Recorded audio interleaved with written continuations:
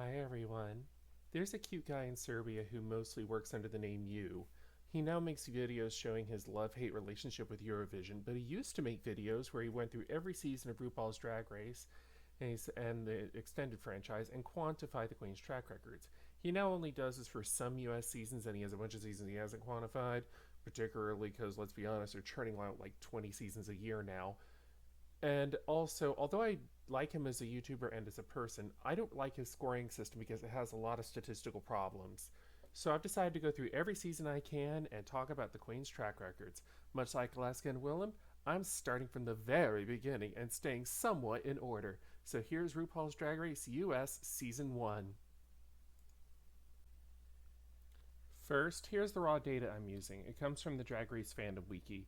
This will only be used for raw data. Like Dusted or Busted and Use PPE system, I have numerical analysis on top of this. I formatted this slightly differently to be seen on wide screens, but I've kept the raw data. I've also kept the raw worthless padding for you for your viewing displeasure. I say viewing displeasure because this had more padding than season 14. This doesn't look like the normal format for Drag Race track records. It lacks the brackets like high and low and eliminated. This is deliberate, because points on the brackets don't work. Let's pick the first episode as an example. Nina Flowers won that episode and Angina was high.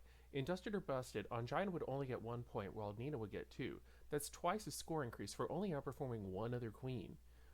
Use points per episode system has a similar problem. To get around this, I simply count the number of queens that each queen outperformed. The problem with this is sometimes we don't know exactly how well a queen did if we're going on what number they defeated. Take week 2 of season 1, for example.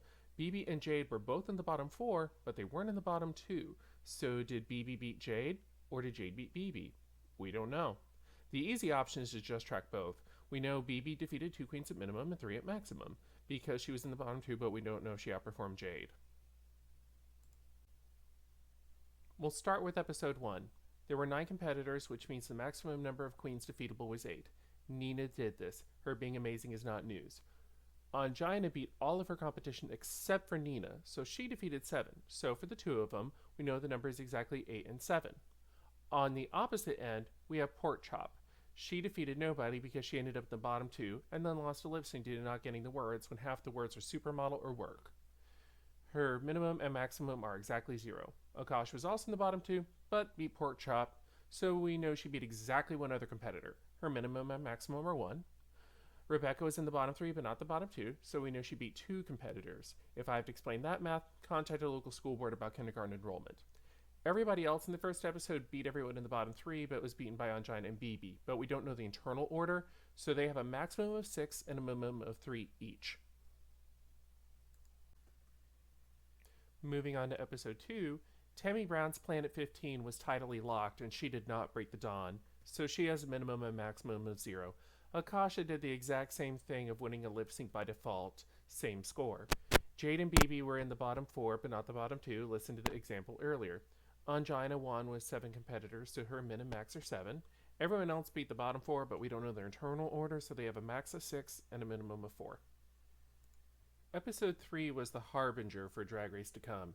It had celebrity worship, a reveal with a Whitney Houston song which changed the course of the season, a news reading and talk show section, and Jade nearly gave us a blackface incident. Chanel's reveal took out Akasha in the bottom 2, giving Chanel a min and max score of 1 and Akasha 0.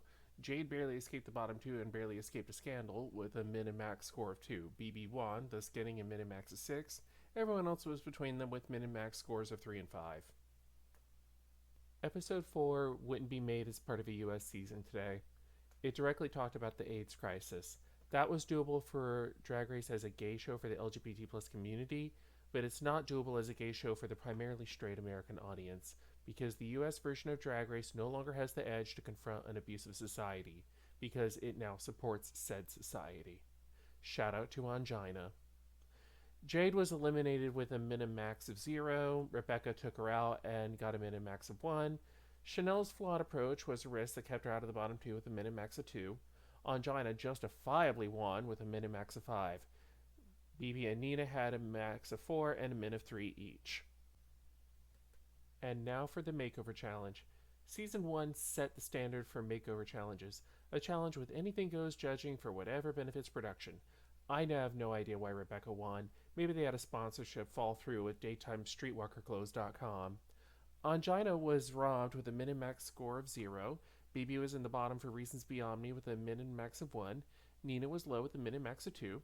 Rebecca had a min and max of 5 due to a win that's as questionable as poisoned bluefish sushi from a truck stop restroom vending machine. Chanel had a reasonable rank with a min and max of 4. They should have just had everyone except Rebecca as safe for hire and had Rebecca lip sync against her makeover partner. Chanel won episode 6. Yes, I know she was sent home and got a min and max of 0 for not winning the lip sync, but she won this episode. She churned out iconic moments in this episode, from the "I'm the delicious Miss Mandarin" to nominating herself to be eliminated, to her entire speech about how no one told her she was beautiful and how she is beautiful. Rebecca won the lip sync, giving her a min and max of 1. I can't remember a single moment of BB or Nina in this episode, but the wiki says BB won, thus giving her a min or max of 3, and Nina got second place, thus a min and max of 2. Episode 7 was broadcasted. Episode 8 was the first challenge where the queens wrote a mediocre verse. Rebecca was last in this episode and did not make it to the final lip sync. It was worse than Roxy's "I'm Roxy Andrews and I'm here to make it clear," because at least Roxy finished writing the verse. Effectively, this meant that BB and Nina beat Rebecca, but we don't know who did better in the actual challenge prior to the lip sync, hence them each having a max of 2 and a minimum of 1 for prior to the lip sync. Tammy won the reunion. BB finished the season with a maximum of 25 and a minimum of 19. Nina finished the season with a maximum of 29 and a minimum of 23. Rebecca did not make it to the final lip sync and had a score range of 19 to 15. I'd like to point out that Angina's final score range holds up against BB and Nina's, despite Angina not even competing in 2 of the final episodes. Although Nina has the highest max and minimum scores, it's mathematically possible that BB beat Nina. If this video does okay, I'll make another one for Drag Race US Season 2.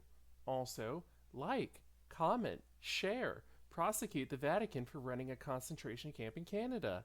Ring the bell.